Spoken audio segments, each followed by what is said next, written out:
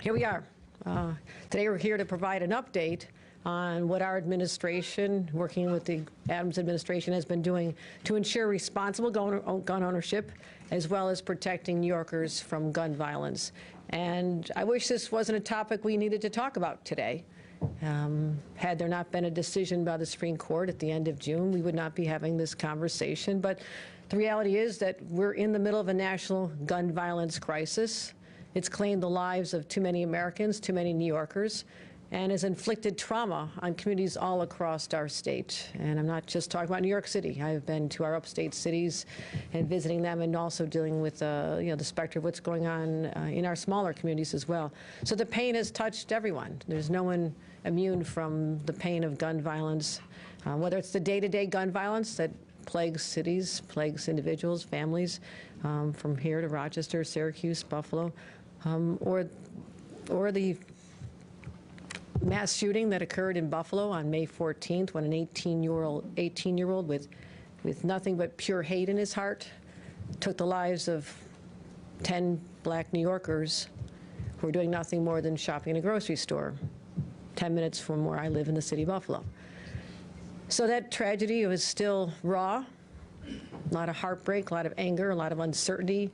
And what is so shocking, just weeks after that traumatic event, the Supreme Court decided, at a time when people are still mourning, they decided to strip away the rights of a governor to protect her citizens from gun violence by striking down a 100-year-old law that limits who can carry concealed weapons. So at a time when we're having a national reckoning on gun safety, what we can do to protect our citizens, that decision wasn't just negligent, it was reprehensible. Reprehensible. And they removed long-standing limitations that we used here in New York. We wanted challenge before, we live with it. And it took away limitations on who can carry them, taking away the ability to say, maybe not you, because of a propensity that you've demonstrated, or a record, or what rational people would agree. Someone should not be able to be licensed to carry a weapon, not just carry a weapon, concealed weapon. And they took away that right, but we don't need more guns on our streets. We definitely do not. We've been working very, very hard, removing thousands of guns that have been coming into our streets illegally from other states. We don't need guns on our streets. We don't need people carrying guns in our subways. We don't need people carrying guns in our schools. We don't need people carrying guns in our places of worship. We don't need them carrying them into bars or restaurants, because that'll only make people less safe. And here's the proof, because everyone has this theory about the good guy with a gun in his hand and how that's going to prevent violence. And I'm here to just dispel that right now, once and for all. We've had our sensible gun safety laws and concealed carry laws that we've had on the books for over 100 years. With that law, we are the 5th lowest in the nation in terms of firearm-related deaths. Want some more proof? Let's look at the numbers of other states where people can have weapons, conceal them, carry them where they like. Mississippi has 28 deaths per 100,000 by firearm. Louisiana, 26 per 100,000 deaths by firearm annually. 25 per 100,000 in Wyoming. Missouri, 24 per 100,000. Alabama, 23. You know what New York State is? 5.3 deaths per 100,000. So this whole concept that a good guy with a gun will stop the bad guys with a gun, it doesn't hold up. It doesn't hold up. And the data bears this up. So that theory's over.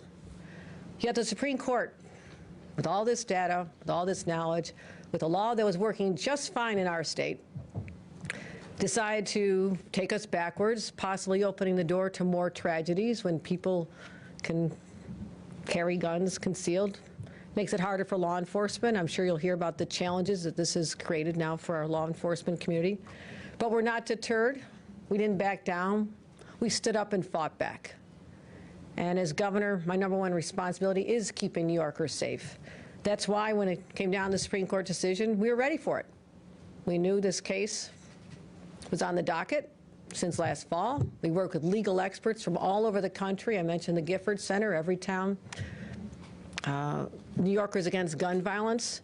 We went to academic institutions, we went to thought leaders, and we prepared for this moment.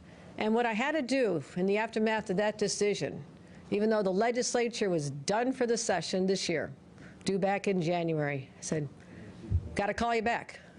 You've got to come back. We need you. Your state needs you right here, right now. So we called an extraordinary session, that's what it's called, and it was an extraordinary session because the legislature, and I want to thank our leaders, Majority Leader Andre Stewart Cousins and Speaker Carl Heastie, for bringing everyone back with that sense of urgency, which was genuinely real. And what we had to do is come back within days and say the Supreme Court justices, those in the majority, want to take us backwards. We're not going there with you. We're going to stand up, pass smart legislation, and that's what I signed immediately. So what do we do in the aftermath? That's what we're here to talk about today. We needed some time to have regulations that were thoughtful. We know a lot of people are watching what we're doing here across the nation. So I directed our team here in the governor's office, the state police, Division of Criminal Justice Services, to work with every single stakeholder who'd be affected by this. Yes, the county clerks, county executives, sheriffs, local law enforcement, firearms dealers, and instructors, to let them know we would have a thoughtful, legally sustainable plan to address this. So our team spent literally hundreds of hours. We devoted more time to this than almost anything else because we had to get this right. Hours and hours and hours of work, constantly meeting. And I want to thank my extraordinary team. They persevered, they pushed. We had regular meetings where we had benchmarks and spreadsheets, and I'm saying this is due on this date, but let's get it done earlier. So it was an intense process, but it was necessary because, again, we had to get this right. We had to get this right. So I'm proud to announce that the changes to the law will go into effect this week, most of them taking effect tomorrow, which is why we're meeting today. And these will strengthen the background checks and the gun safety training requirements, prohibit concealed carry in secure, sensitive locations, and require permit renewals every 3 years instead of 5 years. And on September 4th, a law to raise the age to purchase a semi-automatic weapon we raised to 21. That goes into effect. We passed that in the aftermath of the Buffalo massacre because none of us think that a teenager should be able to purchase an AR-15. Actually, most of us think that no one should be able to purchase an AR-15, but we are constrained by federal laws. So let's get into the details of what these laws will do. Under the Supreme Court's ruling, they would say anyone who wants a concealed carry permit could easily get one. We had a standard in place that you had to have a proper cause. You have to have a rationale for it. So we have to deal with the fact that we believe that people who now will be able to secure these under the ruling should go have a more comprehensive background check, an in-person interview, household members' contact information, as well as reviewing social media. They also will undergo a 16-hour classroom training and a 2-hour live firearm training safety course. And we'll be the first state to require training for firearm permits, but it makes sense. Under the old laws, some counties required, but many did not. So it's time to standardize this across the state of New York. We developed new standards. It'll include training to make sure that gun owners have the skills, the knowledge necessary to carry, to store their guns. Because we're not stripping the right away, we're just saying you have to do it in a very responsible way. And we believe that the training is going to be significant. And educate them about other topics, how to keep people safe, conflict de-escalation, because when people are in conflict and they happen to be legally carrying concealed weapons now, there's a high risk that it'll escalate into something that is going to be fatal. Talk about suicide prevention, use of deadly force. And all this is going to occur because of our response, that we're now going to raise the bar and make sure that people are truly responsible gun owners once they receive a permit. And what else did the Supreme Court do to jeopardize safety in our streets, which is the only way you can, the only conclusion you can draw from what they did? They said that those who have concealed carry permits can pretty much take them anywhere they want. In response, we had to come up with a list of sensitive locations where guns are prohibited. These sensitive locations will include schools, colleges, daycares, libraries, restaurants that serve alcohol, other places, parks, places people visit, work. We have a whole list. We have a long website. Encourage you to look at that. And also, we added Times Square. The Supreme Court said you cannot carve out the entire borough of Manhattan, for example. We did not. We were rational. We asked the city to partner with us, the city council, and I thank you. You'll hear more about what they have done to make sure that people coming to a place as iconic and heavily trafficked as Times Square will feel safe. And that was important to all of us. So that is going to be in effect as of tomorrow as well. We also bolstered our safe storage requirements. Our law created the presumption that if someone doesn't want to carry a weapon, someone in a store doesn't want someone to carry a weapon in, they won't be able to do so. We left firearms in vehicles have to be locked. A lot of firearms are stolen out of vehicles. They have to be locked. And also, if you live in a household with children under 18, the gun has to be stored legally. So other changes are coming.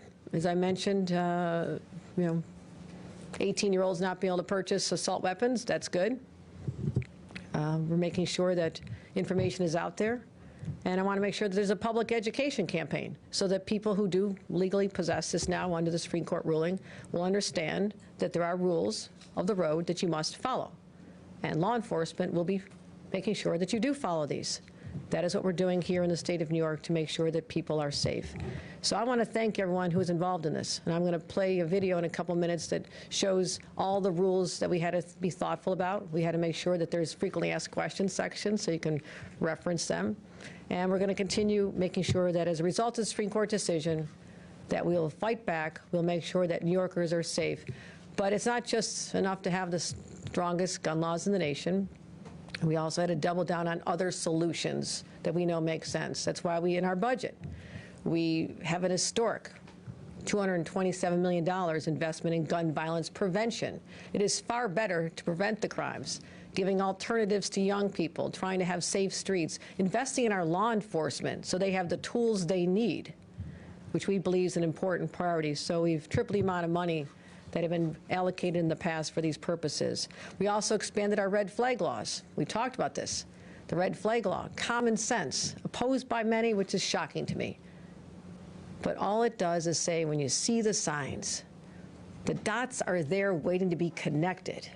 You have a right to connect them and say, yes, based on these signs, this individual could do harm to themselves or to others and therefore should not have access to firearms. So we expanded those laws. The number of orders of protection, extreme risk orders of protections filed by our own state police is up 94%. It's extraordinary. We talked about what we're doing here in the city. Suffolk County is #1 in the state in terms of issuing these red flag orders. They're saving lives. But also we want to make sure that we are thoughtful in our response. So we also have worked on investing in communities that have high rates of crime. We know where they are. You can draw a map around them. You know exactly where they are. But those communities have been under siege. There's a lot of trauma in those communities. There's people who need mental health services and support services. Let's help the people who live in those neighborhoods so they don't have to flee. Let's stabilize those neighborhoods as well.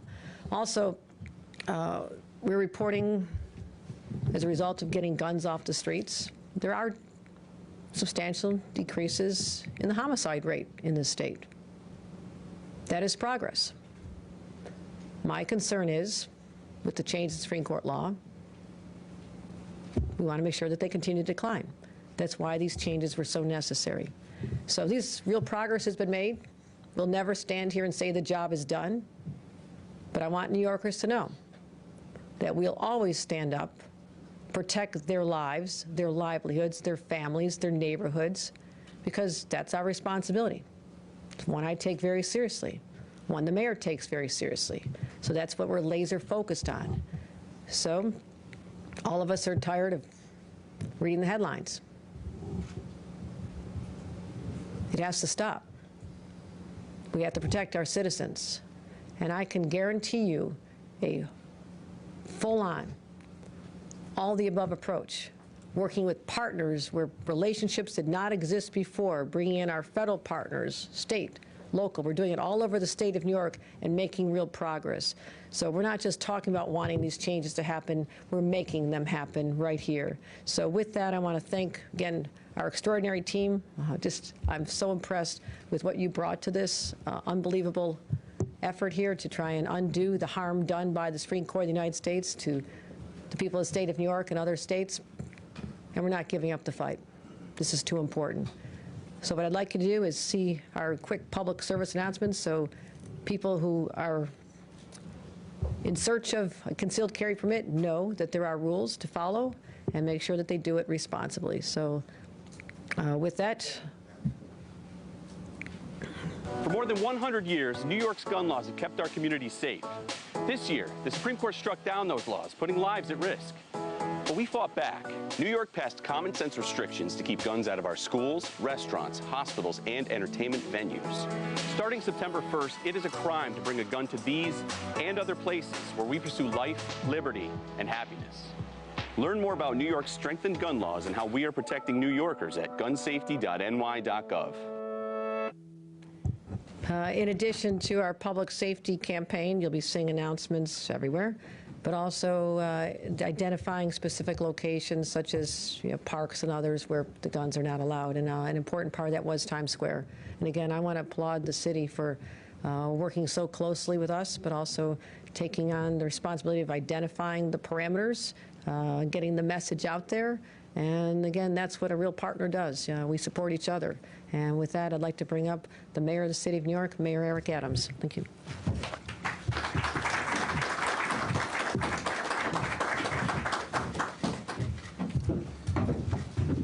Really want to thank the governor for taking a surreal moment with a real response.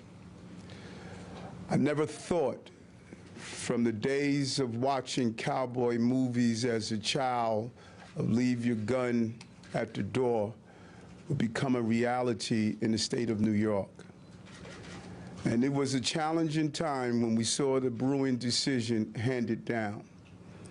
I remember speaking with the governor, and she immediately moved into action and stated that we were not going to wait until this terrible, terrible Supreme Court decision created a state of havoc in our city. And I cannot thank you enough, Governor, for the leadership that you showed. Because as this decision was pending, I stated it over and over again, it was keeping me up at night.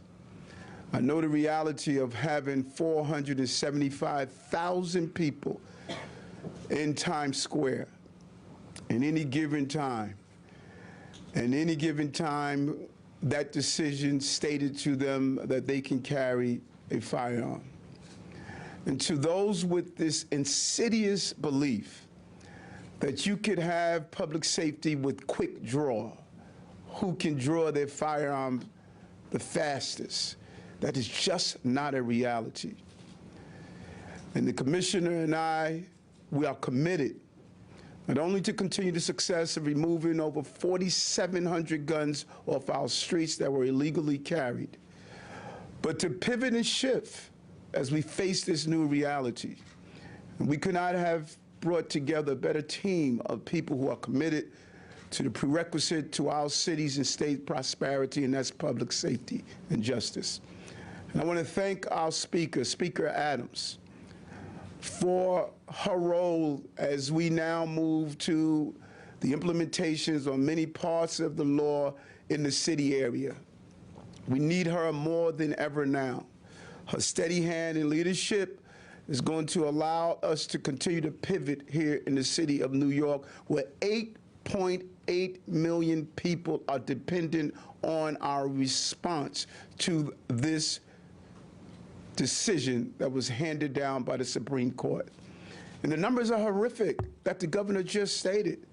Those states that have lived with the open carry decision or mindset are far above our state when it comes down to per 100,000 people or the victims of deaths around guns. we've gotten it right. The Supreme Court, instead of overturning what we have been doing, they should have duplicated what we have been doing, and we would have saved lives in the process. And the state lawmakers who immediately responded to this terrible decision, we want to say thank you. The brewing case already took gun violence that is already a threat to our safety and freedom, and it aggravated how we respond to it every day. The New York City Police Department, the state police, and the city superintendent, thank you for being here. The response of these agencies, we will collaborate to make sure we continue to pursue our combined goal of keeping our city safe. The Supreme Court has taken dead aim at the safety of New Yorkers. They've placed us in the line of fire, and we must respond accordingly. The radical decision that they made endangers us all. But here in New York, a place known for freedom, openness, and diversity, we will defend ourselves. New eligibility requirements for concealed carry is going to play an important role in the restrictions on the carrying of concealed weapons in sensitive locations will go into effect tomorrow, September 1st. And today, we're here to talk about the city's outreach campaign, not only through PSAs, but what we are going to do on the ground to educate the public. We want them to know about the new laws and what they mean for New Yorkers. The city is posting signage around Times Square, informing people that the area is a gun-free zone. Think about that. We have to actually say that in our city. We have to actually say we're a gun-free zone. And then licensed gun carriers and others may not enter with a gun unless otherwise specifically authorized by law. You can see from this map here, the dots are indicators where the signs are going to be located. Strategically place entry points so that people will know when they enter the area, they're entering a gun-free zone. And the circles are reflections of that. The signs will also include posters, like this one you see here, Times Square, gun-free zone. You cannot tell me this is not a feeling of being surreal. In our city, we're posting these signs. Gun-free zones. And other messaging options including mobile electronic signs and entry points to Times Square.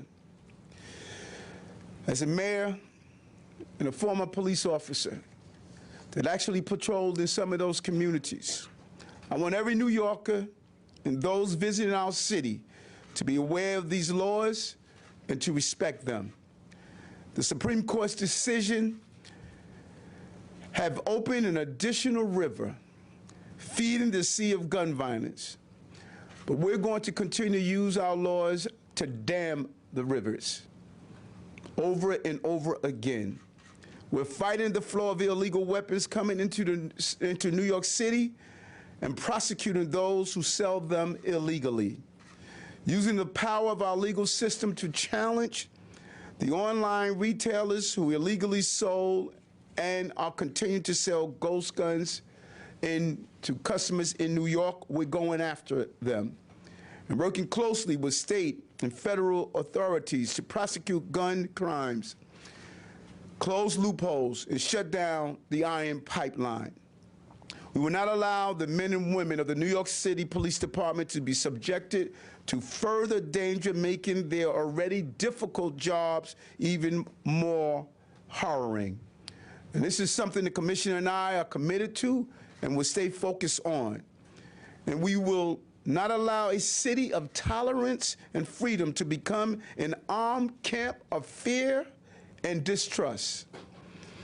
We will do all that we can to keep New York the safest big city in America and a beacon of freedom for the world. And working with the City Council and the leadership there, we will continue to make it a priority for New York City, and it will continue to be our #1 pursuit. And again, I want to thank our partners here, both in uniform and out of uniform, our lawmakers and lawyers and attorneys who looked over this law and looked over the decision from the Supreme Court to have a responsible and expeditious response to meet this day of September 1st so that we can ensure that this city will continue its pursuit to be a safe city in America. I want to bring on our partner in this pursuit, the Speaker of the City Council, Speaker Adrian Adams.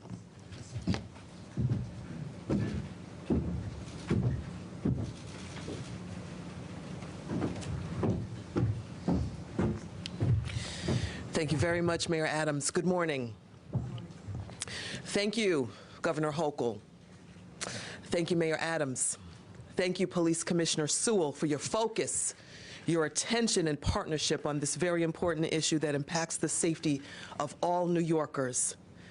The gun violence facing our nation has worsened in recent years, and New York City has not evaded the crisis. So far this year, our city has seen nearly 900 shooting incidents, resulting in over 1,000 victims of gun violence, and we must never forget the victims of gun violence and the efforts to meet their needs. But the most effective thing we can do is to prevent any more people from being victims of gun violence in the first place. When the Supreme Court issued its misguided decision in Bruin versus New York State Rifle and Pistol Association earlier this year to strike down New York's concealed carry law, it presented a major challenge to keeping New Yorkers safe. I joined my council colleagues in calling on our partners at the state level who possess the authority to regulate our criminal and gun-related laws, to enact sensible legislation limiting the locations where a person can carry a weapon, including in the Times Square area. Leaders like Governor Kathy Hochul, State Majority Leader Andrea Stewart-Cousins, Assembly Speaker Carl Hastie, they acted very swiftly and responsibly to directly address this issue within the parameters of the law. They passed critical regulations to prioritize safety, including the designation of sensitive areas where carrying a concealed firearm would be restricted. Times Square was one of those areas. The state law authorized New York City to determine the details of this regulation at the local level. Just yesterday, the Council's Committee on Public Safety heard my proposed legislation to define the boundaries of Times Square for the purposes of enforcing this new state law. This is critical to protecting Times Square, a central hub for our city and the crossroads of the world, from becoming a dangerous environment with firearms being broadly carried. The Council has worked closely with the administration to develop this legislation, and we will continue our collaboration to enact it into law.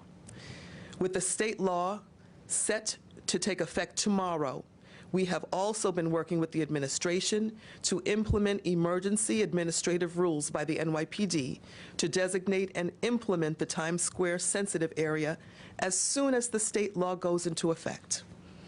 As I said at yesterday's hearing, legal and illegal guns alike cause violence. I'm hopeful that with these new regulations being announced today, our city council legislation, and other initiatives, we can certainly stem the tide of gun violence, limit the overproliferation of deadly firearms, and invest in solutions that keep our communities and our city safe. With today's announcement, our city will begin the important work of informing residents and visitors about these new laws and designated areas where concealed guns are restricted. This is a very important step, and we will remain vigilant and tireless in our efforts to address the gun violence crisis. I echo the sentiment of our governor and our mayor.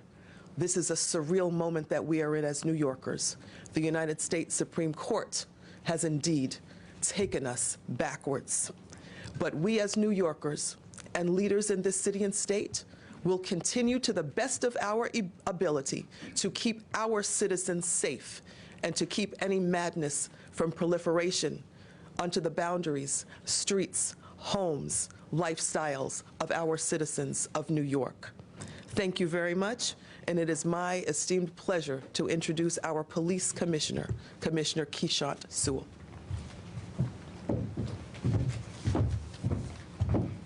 Good morning. Thank you, Governor Hochul, Mayor Adams, Speaker Adams, the City Council, our local, state, and federal partners who we work with every step of the way. I want to assure all New Yorkers that your NYPD is prepared for this change. Since the Supreme Court decision in June, the department has been educating our officers about the decision, the new state law, and recent changes to our own licensing rules. New York City has always had gun-free zones, such as New York City parks. This new law expands the number of gun-free zones. The new laws and our rules properly balance the licensee's rights with keeping the public safe, which is what we do. The NYPD is the firearm licensor for New York City, and we take this responsibility very seriously. As part of our new laws and rules, eligibility requirements must be met by applicants who are seeking a permit. As a licensor, we have a responsibility to intake applications, review those applications thoroughly, and investigate the applicants. Equally important, however, is that a police department, as we are, we ensure that all relevant gun laws and rules are complied with, including those that will now take effect. Where there are suspected violations of the law, the NYPD will respond, investigate, and take the necessary action. While the landscape may be changing when it comes to legal firearm possession in New York City, our goal is always to ensure public safety and responsible gun ownership as part of this public safety calculus. Lastly, I want to be clear about the impact of the Supreme Court's decision. Unlicensed firearm possession remains illegal in New York City. The department's approach to detecting, interdicting, and apprehending those who commit these crimes and possess firearms illegally remains unchanged. And this administration and this department have been intensely focused on this issue. As the mayor stated, we have seized over 4,700 firearms so far this year, and our firearm arrests are up. We are seeing a 10% decline in shootings and homicides so far this year. The administration and the department have committed substantial city resources to combat gun violence. This decision does not impact our ability to effect arrests, assist communities, and fight those who commit gun violence. We remain focused on the safety of the citizens of New York City. This law does not change that focus. Thank you.